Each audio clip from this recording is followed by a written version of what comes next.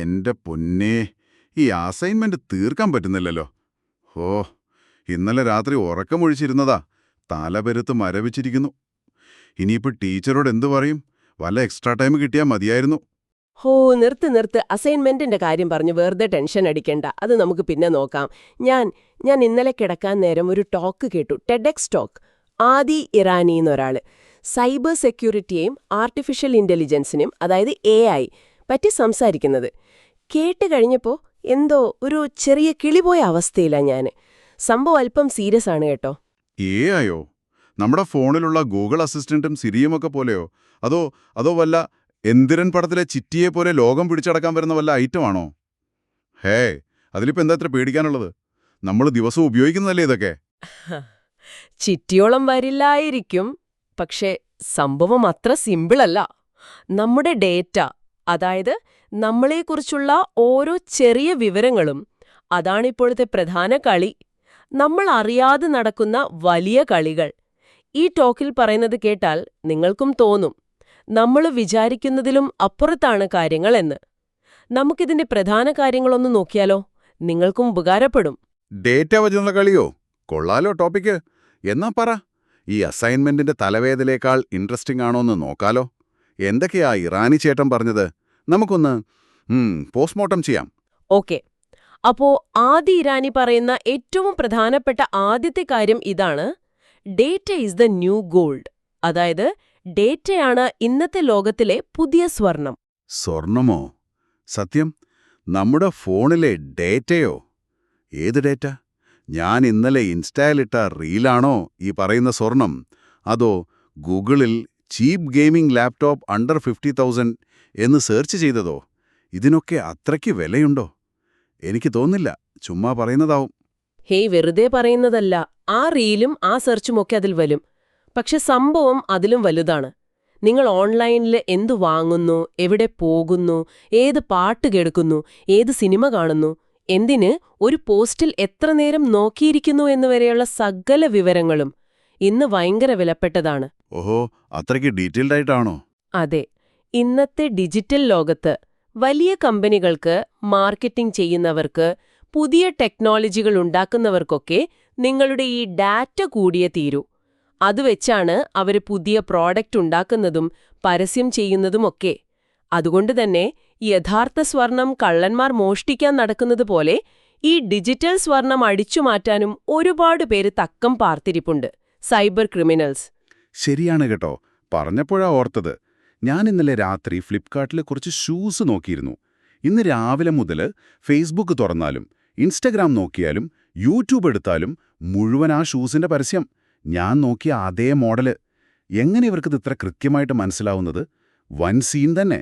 നിങ്ങൾ ശ്രദ്ധിച്ചിട്ടുണ്ടോ ഇത്? നിങ്ങളെ ഇങ്ങനെ പിന്തുടർന്ന് പരസ്യം വരാറുണ്ടോ? അതുതന്നെ, അതാണ് സംഭവം. നമ്മൾ അറിയാതെ നമ്മുടെ ഓരോ ക്ലിക്കും, ഓരോ ലൈക്കും, ഓരോ സെർച്ചുമൊക്കെ ഈ കമ്പനികൾക്ക് സ്വർണം വാരി കൊടുക്കുകയാണ്. നമ്മൾ ഒരുതരം, എന്താ പറയാ, ഫ്രീ ആയി ജോലി ചെയ്യുന്ന തൊഴിലാളികളെ പോലെ. അവർക്ക് നമ്മളെ കൃത്യമായി മനസ്സിലാക്കാനും നമ്മുടെ ഇഷ്ടങ്ങൾക്കനുസരിച്ച് സാധനങ്ങൾ വിൽക്കാനും, എന്തിന് നമ്മുടെ ചിന്തകളെ വരെ സ്വാധീനിക്കാനും ഈ ഡാറ്റ കൊണ്ട് പറ്റും. അതുകൊണ്ടാ ഇതിന് എത്ര ഡിമാൻഡ്. സംഭവം കൊള്ളാം.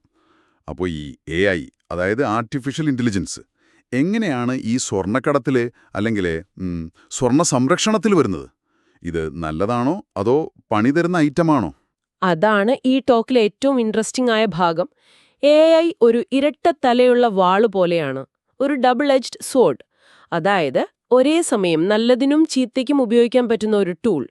സൈബർ ലോകത്ത് AI ഹാക്കർമാർക്ക് മാരകമായ ഒരു ആയുധമായും നമുക്ക് ശക്തമായൊരു പരിചയമായും പ്രവർത്തിക്കാൻ കഴിയും. ആയുധവും പരിചയമോ?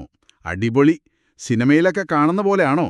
പറ, എങ്ങനെയാ ഇത് വില്ലന്മാർക്ക് ആയുധമാവുന്നത്? ഹാക്കർമാർക്ക് AI ഉപയോഗിച്ച് ഭയങ്കര സ്മാർട്ടായ, കണ്ടുപിടിക്കാൻ പ്രയാസമുള്ള വൈറസുകളും ഫിഷിംഗ് തട്ടിപ്പുകളും ഒക്കെ ഉണ്ടാക്കാൻ പറ്റും. ഉദാഹരണത്തിന് പോളിമോർഫിക് മാൽവെയർ എന്നൊരു തരം വൈറസ് ഉണ്ട്. പേര് കേട്ട് പേടിക്കണ്ട. പോളി? എന്തോന്ന്? മോർഫിക്? എന്തോ ദിനോസറിന്റെ പേര് പോലെയുണ്ട്. എന്താ എന്റെ സ്പെഷ്യാലിറ്റി? ഒന്നിനെ പോലെയാണോ? ഏകദേശം അടുത്തു വന്നു. പോളിമോർഫിക് മാൽവെയർ ഇത് ഓരോ തവണ പുതിയ കമ്പ്യൂട്ടറിനെയോ ഫോണിനെയോ ആക്രമിക്കുമ്പോഴും അതിന്റെ കോഡ്, അതിന്റെ പ്രോഗ്രാം സ്വയം മാറ്റിക്കൊണ്ടിരിക്കും, ഓന്ത് നിറം മാറുന്ന പോലെ. ഓ, കോഡ് മാറ്റുന്ന വൈറസ് കിടു. അപ്പോൾ നമ്മുടെ കമ്പ്യൂട്ടറിലെ ആന്റിവൈറസ് സോഫ്റ്റ്വെയറിനൊന്നും ഇതിനെ പിടിക്കാൻ പറ്റില്ലേ? അത് പഴയ വൈറസിനെയല്ലേ തപ്പി നടക്കുന്നത്? അതാണ് പ്രശ്നം. സാധാരണ ആന്റിവൈറസ് പ്രോഗ്രാമുകൾ അവയുടെ ഡാറ്റാബേസിലുള്ള പഴയ വൈറസുകളുടെ സിഗ്നേച്ചർ, ഒരു തരം വിരലടയാളം, അത് വെച്ചാണ് പുതിയവയെ തിരിച്ചറിയുന്നത്. ഈ പോളിമോർഫിക് മാൽവെയർ എപ്പോഴും പുതിയ രൂപത്തിൽ വരുന്നതുകൊണ്ട് പഴയ രീതി വെച്ച് ഇതിനെ കണ്ടുപിടിക്കാൻ ഭയങ്കര പാടാണ്. അതുപോലെ AI ഉപയോഗിച്ച് അസൽ വ്യാജ ഇമെയിലുകൾ ഉണ്ടാക്കാം. വ്യാജ ഇമെയിലോ? അത് പണ്ടേ ഉള്ളതല്ലേ? ലോട്ടറി അടിച്ചു, നൈജീരിയൻ രാജകുമാരൻ പണം തരാം എന്നൊക്കെ പറഞ്ഞു വരുന്നതാണോ? അതൊക്കെ ആരാ ഇപ്പോ വിശ്വസിക്കുന്നേ? അതല്ല, ഇത് വേറെ ലെവലാണ്. പഴയ പോലത്തെ പൊട്ട മെയിലുകളല്ല.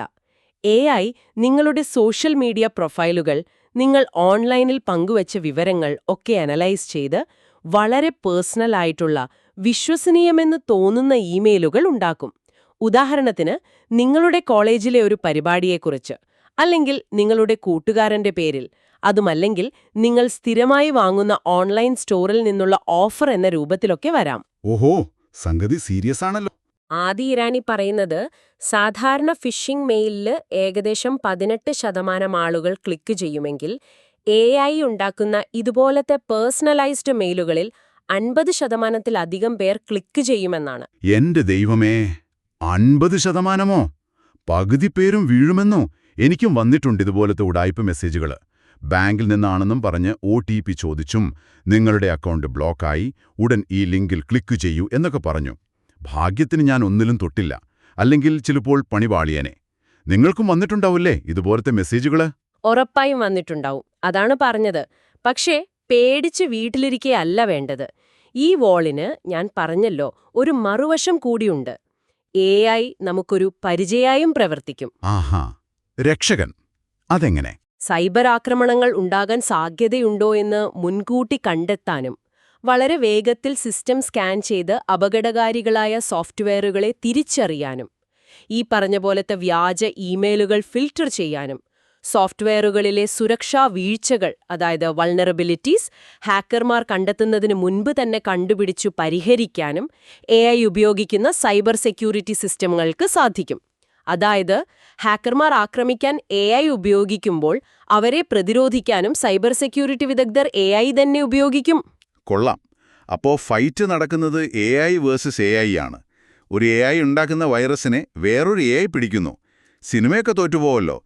ഇത് നമ്മൾ സാധാരണ കാണുന്ന സ്പാം ഫിൽട്ടർ പോലെയാണോ, അതോ അതിലും അഡ്വാൻസ്ഡ് ആണോ? സ്പാം ഫിൽട്ടറിന്റെ ഒരു അഡ്വാൻസ്ഡ് വേർഷൻ എന്ന് പറയാം. ഇത് കൂടുതൽ പാറ്റേണുകൾ പഠിക്കുകയും കൂടുതൽ വേഗത്തിൽ പ്രതികരിക്കുകയും ചെയ്യും. ശരിക്കും ഇതൊരു ഓട്ടമത്സരം പോലെയാണ്. മോഷ്ടിക്കാൻ വരുന്നവരും സംരക്ഷിക്കാൻ നിൽക്കുന്നവരും ഒരേ ടൂൾ ഉപയോഗിച്ച് മത്സരിക്കുന്നു. എന്നാലും എനിക്ക് മനസ്സിലാവാത്തൊരു കാര്യമുണ്ട്. ഈ ഹാക്കർമാർക്ക് എപ്പോഴും നമ്മളെ പറ്റിക്കാൻ എങ്ങനെയാ സാധിക്കുന്നേ? ഇത്ര വലിയ കമ്പനികളുടെ സിസ്റ്റമൊക്കെ അത്ര വീക്കാണോ?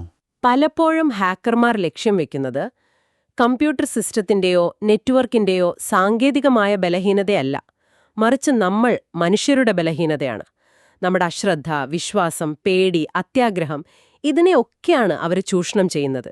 ഇതിനാണ് സോഷ്യൽ എഞ്ചിനീയറിംഗ് എന്ന് പറയുന്നത്. അവർ സിസ്റ്റത്തെയല്ല, നമ്മളെയാണ് ഹാക്ക് ചെയ്യുന്നത്. സോഷ്യൽ എഞ്ചിനീയറിംഗോ? അത് കൊള്ളാലോ പേര്. അതെങ്ങനെയാ പ്രാക്ടിക്കലായിട്ട് നടക്കുന്നത്? സിമ്പിളാണ്. നമ്മൾ സോഷ്യൽ മീഡിയയിൽ ഷെയർ ചെയ്യുന്ന വിവരങ്ങൾ ഓർത്തു നോക്കൂ. നമ്മുടെ ഇഷ്ടങ്ങൾ, കൂട്ടുകാർ, പോകുന്ന സ്ഥലങ്ങൾ, പഠിക്കുന്ന കോളേജ്, ജോലി, എന്തിന് നമ്മുടെ വളർത്തുനായയുടെ പേര് വരെ. ഇതൊക്കെ വെച്ച് AI നല്ല അസൽ വ്യാജ കഥകൾ ഉണ്ടാക്കാൻ പറ്റും. നിങ്ങൾ എവിടെയാണ് പഠിക്കുന്നത്, നിങ്ങളെ കൂട്ടുകാരാരൊക്കെയാണ് എന്നൊക്കെ മനസ്സിലാക്കി അതുമായി ബന്ധപ്പെടുത്തി ഒരു ഫേക്ക് മെസ്സേജോ കോളോ വന്നാൽ നിങ്ങൾ പെട്ടെന്ന് വിശ്വസിക്കാൻ സാധ്യതയില്ലേ? ശരിയാണ്. എൻ്റെ ഒരു കൂട്ടുകാരൻ്റെ ഫേസ്ബുക്ക് അക്കൗണ്ട് ഹാക്ക് ചെയ്തിട്ട് അവനെന്തോ അത്യാവശ്യത്തിന് ആശുപത്രിയിലാണെന്നും പറഞ്ഞ് എനിക്ക് മെസ്സേജ് അയച്ച് പൈസ ചോദിച്ചു. ഞാൻ ഭാഗ്യത്തിന് അവനെ നേരിട്ട് വിളിച്ചു നോക്കി, അല്ലെങ്കിൽ പെട്ടേനെ. പിന്നെ ഈ വാട്സാപ്പിൽ വരുന്ന മെസ്സേജ്, നിങ്ങൾക്ക് ഈ ജോലി കിട്ടിയിരിക്കുന്നു, രജിസ്റ്റർ ചെയ്യാൻ ഈ ലിങ്കിൽ ക്ലിക്ക് ചെയ്യുക, അല്ലെങ്കിൽ നിങ്ങൾക്ക് 5 ലക്ഷം രൂപ ലോട്ടറി അടിച്ചു. ഇതൊക്കെ ഒരു തരം സോഷ്യൽ എഞ്ചിനീയറിംഗ് അല്ലേ? നമ്മൾ ഇൻസ്റ്റയിലും ഫേസ്ബുക്കിലും ഇടുന്ന പോസ്റ്റും സ്റ്റോറിയും ഒക്കെ വെച്ച് അവർക്ക് നമ്മളെ ഈസിയായി ടാർഗറ്റ് ചെയ്യാൻ പറ്റുമായിരിക്കും അല്ലേ? ഓവർ ഷെയറിംഗ് ഒരു പ്രശ്നം തന്നെയാ. തീർച്ചയായും. ഓരോ പോസ്റ്റ് ഇടുന്നതിനു മുൻപും നമ്മളൊന്നാലോചിക്കണം.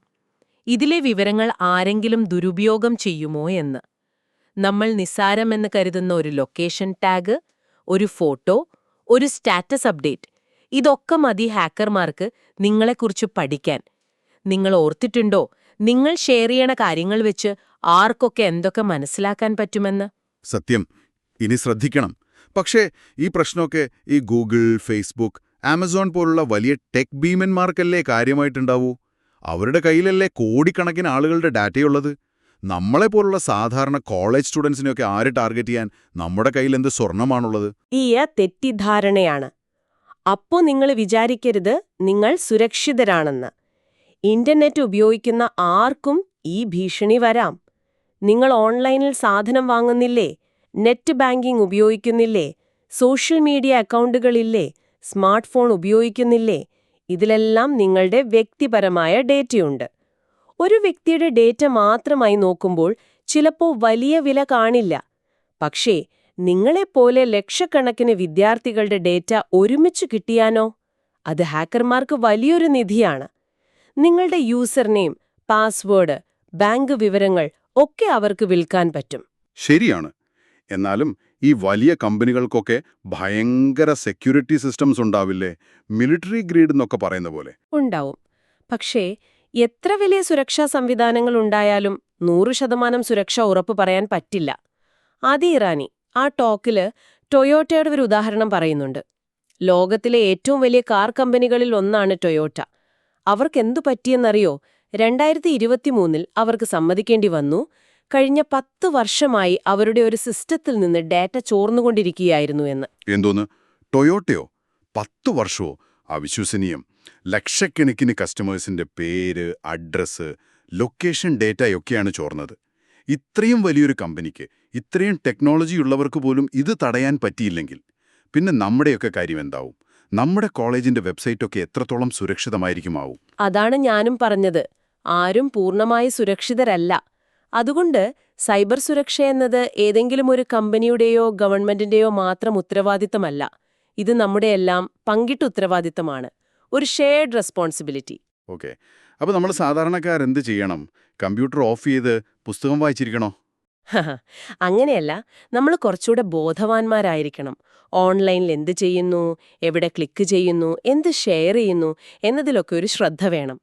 സംശയം തോന്നുന്ന ലിങ്കുകളിൽ ക്ലിക്ക് ചെയ്യാതിരിക്കുക, വരുന്ന മെസ്സേജുകളും കോളുകളും കണ്ണുമടച്ച് വിശ്വസിക്കാതിരിക്കുക, എല്ലാ അക്കൗണ്ടുകൾക്കും സ്ട്രോങ് ആയ വ്യത്യസ്തമായ പാസ്വേഡുകൾ ഉപയോഗിക്കുക, പറ്റുമെങ്കിൽ 2 ഫാക്ടർ ഒത്തന്റിക്കേഷൻ 2FA എനേബിൾ ചെയ്യുക, പിന്നെ ഈ ഓവർ ഷെയറിംഗ് ഒന്ന് കുറയ്ക്കുക.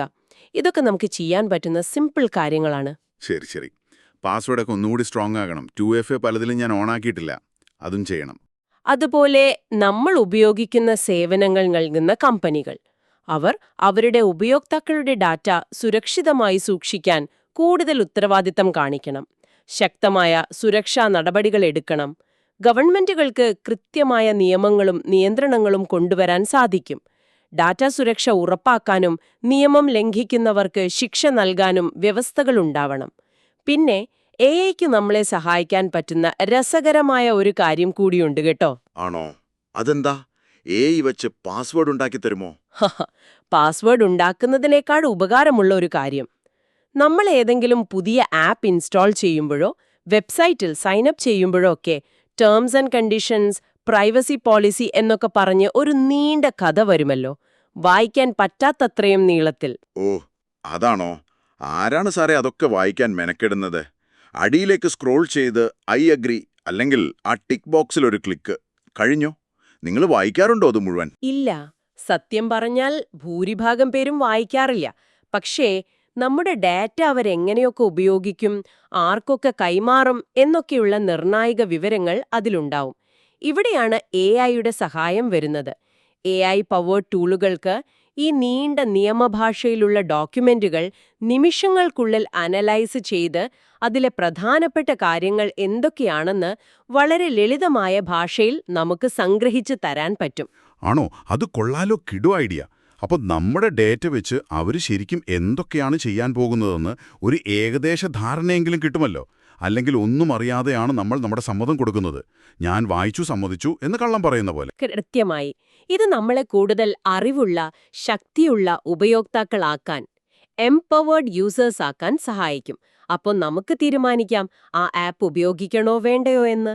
കണ്ടോ, അവസാനം ടെക്നോളജി നല്ലതോ ചീത്തയോ അല്ല, നമ്മൾ അതെങ്ങനെ ഉപയോഗിക്കുന്നു, എന്തിനു വേണ്ടി ഉപയോഗിക്കുന്നു എന്നതിലാണ് കാര്യം. പക്ഷെ എനിക്കൊരു സംശയം. ഈ ഒരേ AI ടെക്നോളജി തന്നെ ഹാക്ക് ചെയ്യാനും അതേസമയം അതിനെ പ്രതിരോധിക്കാനും ഉപയോഗിക്കാം എന്നത് അതൊരു ധാർമ്മിക പ്രശ്നമല്ലേ? അതായത് ഒരു കത്തി പോലെ. അതുകൊണ്ട് പഴം മുറിക്കുകയും ചെയ്യാം, ആളെ കൊല്ലുകയും ചെയ്യാം. ഒരേ ടെക്നോളജി തന്നെ വില്ലനും രക്ഷകനുമാവുന്നത് ഒരു വല്ലാത്ത അവസ്ഥയല്ലേ? തീർച്ചയായും. അതൊരു വലിയ ധാർമ്മിക ചോദ്യം, ഒരു എത്തിക്കൽ ക്വസ്റ്റ്യൻ തന്നെയാണ് ആദി ഇറാനി ടോക്കിൽ ഉന്നയിക്കുന്നത്.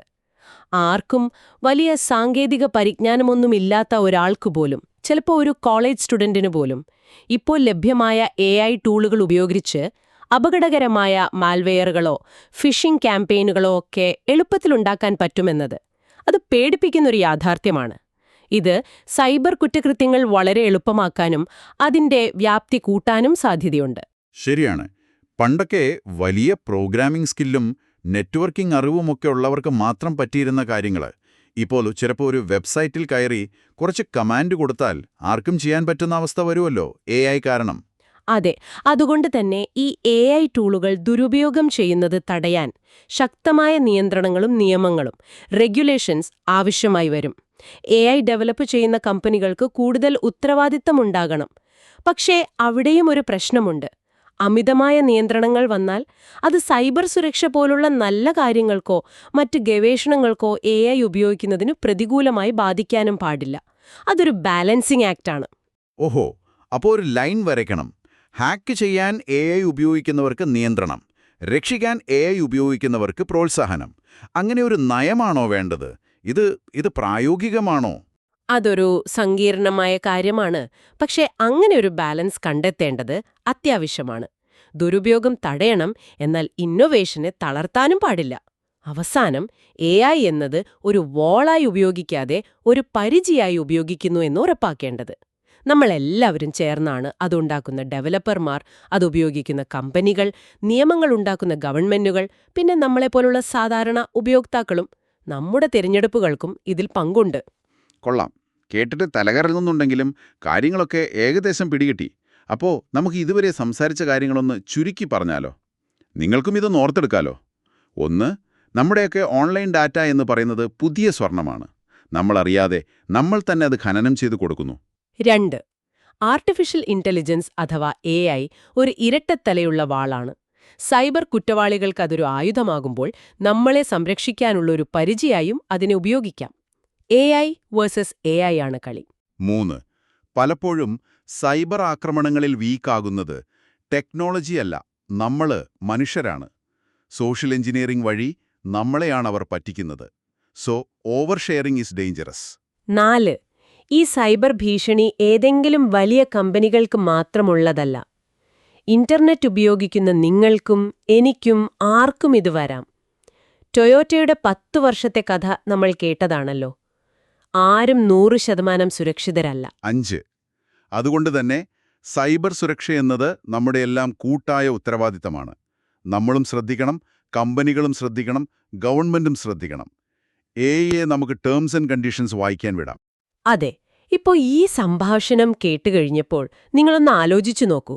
നമ്മുടെ ഓൺലൈൻ ഡാറ്റ ഉപയോഗിച്ച് AIക്ക് നമ്മളെ ഇത്ര കൃത്യമായി മനസ്സിലാക്കാനും നമ്മളെ വീഴ്ത്താൻ പാകത്തിൽ പേഴ്സണലൈസ്ഡ് ആയ തട്ടിപ്പുകൾ ഉണ്ടാക്കാനും പറ്റുമെങ്കിൽ നമ്മൾ ഓൺലൈൻ ലോകത്ത് എത്രത്തോളം വിവരങ്ങൾ പങ്കുവെക്കുന്നു എന്നതിനെക്കുറിച്ച് നമ്മൾ ശരിക്കും ഒന്നുകൂടി ചിന്തിക്കേണ്ടതല്ലേ? അടുത്ത തവണ ഒരു ഫോട്ടോ പോസ്റ്റ് ചെയ്യുമ്പോഴോ ഒരു ആപ്പ് ഇൻസ്റ്റാൾ ചെയ്യുമ്പോഴോ ഒരു ലിങ്കിൽ ക്ലിക്ക് ചെയ്യുമ്പോഴും ഈ സംഭാഷണം ഓർമ്മ വരണം. നമ്മൾ നിസ്സാരമെന്ന് കരുതുന്ന ഒരു ക്ലിക്ക് പോലും ഒരുപക്ഷെ അത്ര നിസ്സാരമായിരിക്കില്ല. ശരിയല്ലേ? ശരിയാണ്. ആ ഒരു പോയിന്റ് ഉണ്ട്. ഡീപ്പ് തിങ്കിങ് തന്നല്ലോ. ഇനി ഇൻസ്റ്റയിൽ സ്റ്റോറി ഇടുമ്പോഴും 2 വട്ടം ആലോചിക്കും. എന്തായാലും ഈ ചർച്ച കലക്കി. അസൈൻമെന്റിന്റെ ടെൻഷൻ കുറഞ്ഞു, പക്ഷേ പുതിയൊരു ടെൻഷൻ തുടങ്ങി. എന്തായാലും ഉപകാരപ്പെട്ടു. ഇനിപ്പോയി ആ ബാക്കി അസൈൻമെന്റ് നോക്കട്ടെ. ഇനിയിപ്പോ ഫോണിലൊരു നോട്ടിഫിക്കേഷൻ വന്നാൽ പോലും പേടിയാവൂ. ഫ്രീ ആയൊരു പിസ്സ തരാമെന്ന് പറഞ്ഞ് ആരെങ്കിലും മെയിൽ അയച്ചാൽ പോലും 10 വട്ടം ആലോചിച്ചിട്ടേ തുറക്കൂ. ഫ്രീ പിസ്സ തരാമെന്ന് പറയുന്ന മെയിലൊന്നും എന്തായാലും ക്ലിക്ക് ചെയ്യേണ്ട മോനെ. ചെയ്താൽ ചിലപ്പോൾ പണി കിട്ടും. അത്രയുള്ളൂ കാര്യം.